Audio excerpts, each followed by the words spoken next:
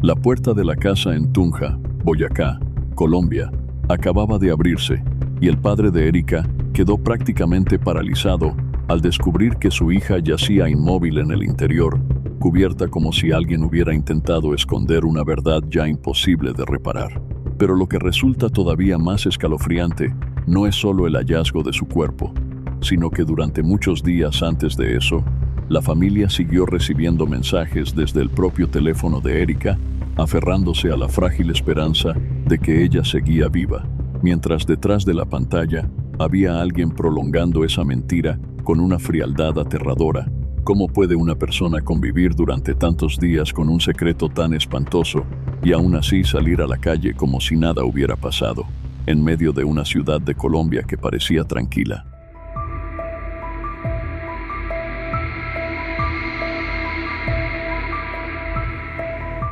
Durante muchos días, la familia siguió recibiendo respuestas desde el teléfono de Erika, pero cuanto más las leían, más se les helaba la sangre, porque ya no era el tono de voz al que estaban acostumbrados en ella. Frases como «estoy bien, papá» parecían normales, pero se convirtieron en una puñalada silenciosa contra la intuición de su padre. Mientras la policía retenía a Faustino y no le permitía acercarse más, una verdad cruel se desplomó sobre él. No se trataba solo de la pérdida de una hija, sino también del shock de comprender que, durante todos esos días, alguien había fingido ser Erika para ocultar el horror que yacía detrás de aquella puerta. Luego, cada detalle empezó a encajar. Durante el tiempo transcurrido entre la desaparición de Erika y el hallazgo de su cuerpo, su novio siguió viviendo dentro de esa misma casa. Entraba y salía como si no hubiera pasado nada. Usaba el teléfono de ella para responder mensajes. Iba a comprar cosas por el vecindario, caminaba por las calles de siempre con una rutina normal de una manera escalofriante. Aquel hombre incluso regresó a la casa con una maleta y un casco de motocicleta, mientras detrás de la puerta, Erika yacía en silencio, como un secreto enterrado a propósito. Ya no era un caso de desaparición. Era el horror helado de ver cómo una persona podía seguir viviendo, moviéndose e incluso falsificando la presencia de la víctima mientras ella ya no tenía posibilidad alguna de alzar la voz por sí misma. Y justo en medio de aquel apartamento, donde el tiempo parecía haberse congelado, el teléfono de Erika estaba en las manos de su padre como una prueba cruel.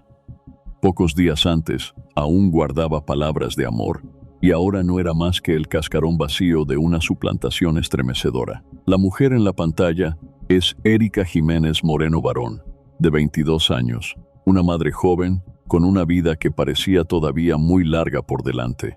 Pero después de solo una noche, ese nombre quedó ligado a una historia que estremeció a toda Tunja, Boyacá.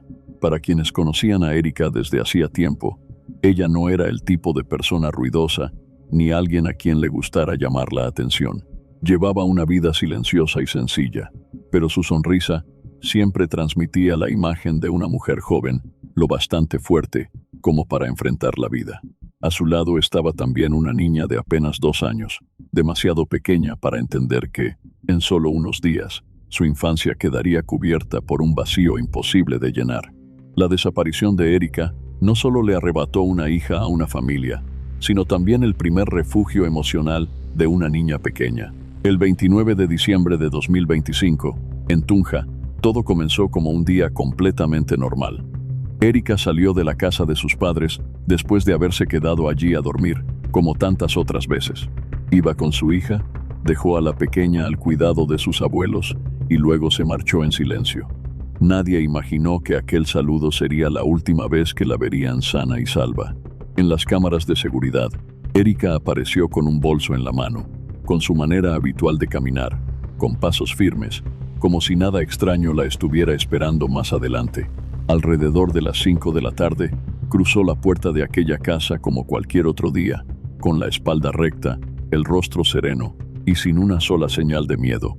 Precisamente esa normalidad fue lo que más tarde se convertiría en el detalle que más heló la sangre de todos, porque esa fue la última imagen que demostraba que Erika seguía viva.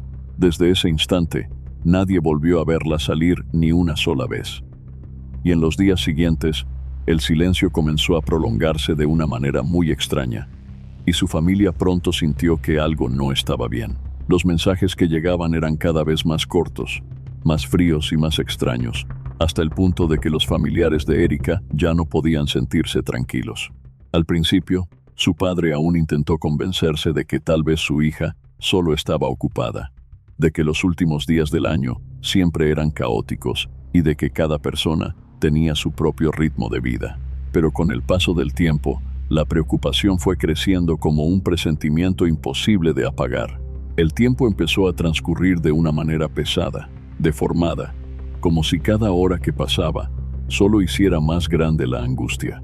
En la casa, el silencio de Erika ya no era una ausencia normal. Se convirtió en algo con peso, algo que iba aplastando poco a poco la mente de sus padres. Cada llamada sin respuesta, cada mensaje enviado que caía en el vacío, era como una grieta más en la esperanza de que todo seguía bien. Ya no estaban los saludos de buenos días de siempre. Ya no estaba su tono alegre de cada día, ni esa sensación familiar que Erika dejaba en cada mensaje. En su lugar solo había respuestas secas, sin vida, completamente distintas a la forma en que ella hablaba antes, como si una persona extraña estuviera al otro lado de la pantalla, intentando imitarla sin lograr ser ella. Y justamente ese cambio tan pequeño fue lo primero que le heló la sangre a la familia, porque a veces lo más aterrador no es el silencio, sino una presencia falsa que intenta ocultar una desaparición real. Y fue también desde ese instante cuando la familia de Erika entendió que ya no podían seguir esperando más. Fueron hasta el apartamento con un miedo que ya había empezado a superar toda la frágil esperanza que aún les quedaba. En ese momento, la esperanza ya era poco más que un hilo frágil, tensado entre un miedo que nadie se atrevía a nombrar. Nadie estaba realmente preparado para el instante en que aquella puerta se abriera. Después de tantos días cerrada, ya no parecía la entrada de una casa normal, sino algo que guardaba dentro un peso demasiado grande para poder decirlo en voz alta. Cuando Faustino entró con la policía, lo primero que salió a su encuentro no fue una respuesta, sino la sensación espesa de un espacio que llevaba demasiado tiempo tomado por el horror. Adentro, todo estaba en un silencio asfixiante. El pasillo vacío, las paredes heladas y el ambiente del apartamento ya no conservaban ni un poco del calor de la vida. No era solo la ausencia de Erika, sino la huella congelada de una tragedia que había ocurrido en medio de un lugar que alguna vez fue llamado hogar. Y luego, en una habitación, la pesadilla que más temía su familia finalmente apareció. Erika estaba allí, cubierta con cobijas y sábanas, como si alguien hubiera intentado ocultar la verdad, pero sin poder borrar lo que había sucedido. Para Faustino, el tiempo pareció detenerse en ese mismo instante. Reconoció a su hija primero por los zapatos que llevaba el día en que se fue, y solo después por el silencio aterrador que envolvía toda la habitación. Apenas unos días antes, Erika todavía era la joven que había entrado en la casa con un bolso en la mano, con paso firme y el rostro todavía lleno de vida. Y ahora, frente a sus ojos, solo quedaba una verdad tan cruel que la mente no alcanzaba a aceptarla. Durante todo ese tiempo, Elena, la hermana de Erika, no había dejado de intentar comunicarse con ella, sin saber que la tragedia llevaba mucho tiempo inmóvil detrás de esa puerta. Después del 29 de diciembre, después del instante en que ella entró en la casa y luego desapareció sin dejar rastro, aquel dispositivo siguió emitiendo señales de una vida falsa. Seguía habiendo alguien que respondía, seguían enviándose mensajes, seguían llegando frases breves para tranquilizar, como «Estoy bien, no te preocupes, ya vuelvo». Pero cuanto más los leía la familia, más se daba cuenta de que había algo espantosamente extraño. Esas líneas no tenían la calidez habitual de Erika, no tenían su manera natural de hablar, no tenían el ritmo de una hija que siempre conversaba con sus padres. Al principio, era solo una sensación vaga, muy difícil de definir, pero imposible de apartar. Luego, esa sensación fue creciendo hasta convertirse en una pregunta que les heló la sangre a todos. Si no era Erika, entonces ¿quién estaba respondiendo en su lugar? ¿Quién se escondía detrás de esa pantalla, intentando usar palabras torpes para prolongar una presencia que ya no era real? Cada mensaje que llegaba ya no parecía una respuesta normal, sino más bien una cortina improvisada para ocultar una verdad que nadie quería creer. Y mientras la familia quedaba atrapada entre la esperanza y el mal presentimiento, las cámaras de seguridad de la zona registraban en silencio aquello que ningún ser humano podía falsificar con unas cuantas líneas de texto. Esa imagen se repetía una y otra vez, fría y precisa, como si cada cuadro estuviera despojando en silencio la mentira para dejar al descubierto la verdad. Las cámaras de seguridad muestran a Erika entrando en la casa alrededor de las 5 de la tarde del 29 de diciembre. Llevaba un bolso y caminaba con la misma firmeza y tranquilidad de siempre. Y luego, desde ese mismo instante, su imagen desaparece de golpe. Ninguna cámara registró a Erika saliendo por esa puerta. Nadie la vio marcharse. Y precisamente ese vacío se convirtió en uno de los detalles más aterradores del caso. Pero lo que volvió todo aún más escalofriante fue que las cámaras no solo registraron a Erika. En los días siguientes, también hubo otra persona que siguió entrando y saliendo de esa casa. Era su novio. Aparecía ante las cámaras y ante los vecinos con una tranquilidad difícil de creer. Caminaba por la calle, llevaba compras, cargaba pequeñas maletas. Se movía como si la vida dentro de esa casa siguiera transcurriendo con total normalidad. Y fue justamente esa normalidad fingida lo que hizo estremecer a todos. Porque detrás de esa puerta, Erika había permanecido inmóvil durante varios días, envuelta en cobijas y sábanas, oculta dentro del mismo lugar que alguna vez fue su hogar. Durante todo ese tiempo, ese hombre no solo siguió con su rutina diaria, sino que además usó el teléfono de ella para responder mensajes y prolongar la ilusión de que Erika seguía allí. La familia llamaba con la esperanza de escuchar su voz, pero lo único que regresaba era una presencia falsificada. Y fue precisamente esa mezcla de silencio, hábitos cotidianos y mentiras lo que empezó a revelar una verdad mucho más cruel que la de una simple desaparición. Ya no se trataba de una desaparición misteriosa en el sentido habitual. Era una mentira prolongada, mediante rastros digitales repetidos una y otra vez, mediante un teléfono que seguía respondiendo, pero que ya no tenía la voz de Erika, y mediante el silencio espantoso de un cuerpo retenido en la oscuridad, como si la verdad pudiera seguir aplazándose con unos cuantos mensajes evasivos. Cuantos más mensajes llegaban, más crecía esa sensación helada. Lo aterrador no era solo que Erika ya no estuviera, sino que su muerte había sido cubierta con una capa de palabras falsas, como si alguien estuviera decidido a mantener la ilusión de que todo seguía normal. Pasaron varios días antes de que los investigadores lograran armar una imagen que, a simple vista, parecía casi imposible de creer. ¿Cómo podía alguien seguir saliendo a la calle, caminando, haciendo compras, llevando una vida cotidiana normal, mientras detrás de la puerta de su casa se ocultaba una verdad tan espantosa? Fueron precisamente las grabaciones de las cámaras de seguridad las que empezaron a responder esa pregunta. Cuadro tras cuadro, repetían la misma verdad fría. La tarde del 29 de diciembre, Erika entró en la casa y, desde ese momento, nunca volvió a salir de allí por sus propios medios. No había ninguna imagen que mostrara a una mujer saliendo después. No había ningún bolso que se hubiera llevado, ningún abrigo que hubiera desaparecido, ninguna señal capaz de desmentir que Erika había sido detenida dentro de esa misma casa. Al mismo tiempo, los testimonios de los vecinos y de quienes conocían la relación entre ambos también comenzaron a estrechar el cerco sobre la imagen que poco a poco iba tomando forma.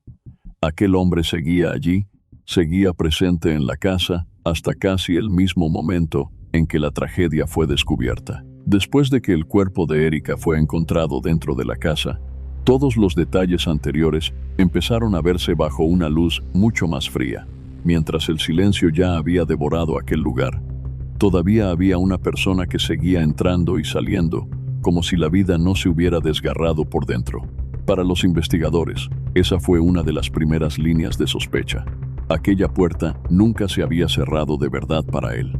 Seguía siendo el paso habitual de un hombre que vivía con Erika, que seguía saliendo, caminando por el vecindario, cargando comida y regresando después con una tranquilidad difícil de comprender. Y fue precisamente esa sensación de normalidad lo que más estremeció a todos. No era el comportamiento nervioso de alguien que buscaba escapar, sino la rutina de un hombre que parecía creer que su secreto jamás sería descubierto. Cuando la policía comenzó a revisar cerca de 216 horas de grabaciones, cada pieza aterradora empezó a salir a la luz. Lograron establecer el momento en que Erika entró en la casa, el momento en que aquel hombre apareció, salió, y luego regresó después del punto en que ocurrió la tragedia. Durante varios días, siguió viviendo en ese mismo espacio. Continuó con sus hábitos cotidianos, mientras ninguna cámara registró que Erika volviera a salir con él ni una sola vez. Y luego, al séptimo día, se marchó con una maleta, llevando también un casco de motocicleta, y partió rumbo a Bogotá. Fue justamente en ese momento cuando los mensajes enviados desde el teléfono de Erika empezaron a encajar por completo con la imagen que los investigadores estaban reconstruyendo. Esas líneas habían mantenido a su familia aferrada a una esperanza frágil. Pero ahora, todo resultaba demasiado claro. Ese no era el tono de Erika, no era su manera de escribir, ni tampoco su forma habitual de responder. Era una voz insegura, forzada, una capa de disfraz que siguió funcionando incluso cuando aquella mujer ya no estaba con vida. Precisamente esos detalles que a simple vista parecían muy pequeños, terminaron convirtiéndose en los eslabones más importantes del caso. Cada mensaje extraño, cada inicio de sesión, cada respuesta que no sonaba al tono habitual de Erika, conducía a una misma sensación. Algo había estado mal desde hacía mucho tiempo, solo que nadie había sabido nombrarlo con exactitud. El sospechoso fue identificado después como Walter Camilo Rojas, de 28 años. Según la línea inicial de investigación, no solo utilizó las redes sociales y el teléfono de Erika para hacerse pasar por ella, sino que además permaneció dentro de esa casa durante 7 días, como si la verdad espantosa que había en su interior nunca hubiera existido. Y fue también porque la familia no dejó de insistir, porque no aceptó respuestas vagas, que la investigación pudo avanzar con mayor rapidez. El 4 de enero de 2026, casi una semana después de la última vez que Erika fue vista regresando a casa, los investigadores encontraron su cuerpo. A partir de ahí, toda la escena comenzó a reconstruirse mediante cámaras de seguridad, mensajes y rastros digitales. Después de varias semanas de revisión, las autoridades lograron ubicar al sospechoso en el sector de Granada, en Bogotá. La captura no ocurrió como en las películas. No hubo una persecución violenta ni una resistencia feroz. Aquel hombre simplemente caminaba por una calle común, con una apariencia casi totalmente desconectada de la tragedia que presuntamente había provocado. Y fue justamente esa tranquilidad lo que volvió el caso todavía más escalofriante. Una persona capaz de convivir con la muerte durante 7 días y luego salir al exterior como si todo siguiera intacto. Y también fue esa normalidad fingida la que terminó convirtiéndose en la clave más importante para que los investigadores entendieran cómo había ocurrido todo. Finalmente, el sospechoso por la muerte de Erika Jimena Moreno fue capturado. Pero esa detención no ocurrió en medio de una persecución asfixiante como en las películas, sino a través de algo todavía más aterrador: la perseverancia fría de una investigación construida con cientos de horas de imágenes y con rastros tan pequeños que parecían poder pasar desapercibidos. Más de 216 horas de cámaras de seguridad fueron revisadas cuadro por cuadro, cada entrada, cada salida, cada hábito repetido, hasta que todos los movimientos de aquel hombre empezaron a contar la verdad por sí solos. Y así, en un día completamente normal en el sector de Granada, Bogotá, la policía logró localizarlo. El detenido fue Walter Camilo Medina Rojas, de 28 años. No opuso resistencia. No hubo gritos, no hubo una reacción violenta, solo un hombre interceptado en plena calle como si todavía creyera que podía seguir caminando por encima de todo. Para la familia de Erika, ese momento fue a la vez un raro alivio y un golpe tan doloroso que les cortó la respiración. El hombre que había estado tan cerca de su hija, que había formado parte de su vida como alguien familiar, ahora estaba allí con las manos esposadas a la espalda. Esa escena no alivió la pérdida, solo hizo que el dolor tomara una forma aún más clara. Según la investigación, las pruebas reunidas tenían el peso suficiente para hacer avanzar el caso dentro del proceso judicial. También se sostuvo que este hombre tenía antecedentes relacionados con conductas violentas contra su pareja o exparejas. Aunque ante el tribunal no admitió los cargos, el juez ordenó su detención preventiva mientras continuaba evaluando su declaración, las pruebas y los informes periciales. Para muchos, ese era apenas el primer paso hacia la justicia, pero al menos el silencio que había cubierto la muerte de Erika empezaba por fin a romperse. Finalmente, el sospechoso por la muerte de Erika Jimena Moreno fue capturado, pero esa detención no ocurrió en medio de una persecución asfixiante como en las películas, sino a través de algo todavía más aterrador: la perseverancia fría de una investigación construida con cientos de horas de imágenes y con rastros tan pequeños que parecían poder pasar desapercibidos. Más de 216 horas de cámaras de seguridad fueron revisadas cuadro por cuadro, cada entrada, cada salida, cada hábito repetido, hasta que todos los movimientos de aquel hombre empezaron a contar la verdad por sí solos. Y así, en un día completamente normal en el sector de Granada, Bogotá, la policía logró localizarlo. El detenido fue Walter Camilo Medina Rojas, de 28 años. No opuso resistencia. No hubo gritos, no hubo una reacción violenta, solo un hombre interceptado en plena calle como si todavía creyera que podía seguir caminando por encima de todo. Para la familia de Erika, ese momento fue a la vez un raro alivio y un golpe tan doloroso que les cortó la respiración. El hombre que había estado tan cerca de su hija, que había formado parte de su vida como alguien familiar, ahora estaba allí con las manos esposadas a la espalda. Esa escena no alivió la pérdida, solo hizo que el dolor tomara una forma aún más clara. Según la investigación, las pruebas reunidas tenían el peso suficiente para hacer avanzar el caso dentro del proceso judicial. También se sostuvo que este hombre tenía antecedentes relacionados con conductas violentas contra su pareja o exparejas. Aunque ante el tribunal no admitió los cargos, el juez ordenó su detención preventiva mientras continuaba evaluando su declaración, las pruebas y los informes periciales.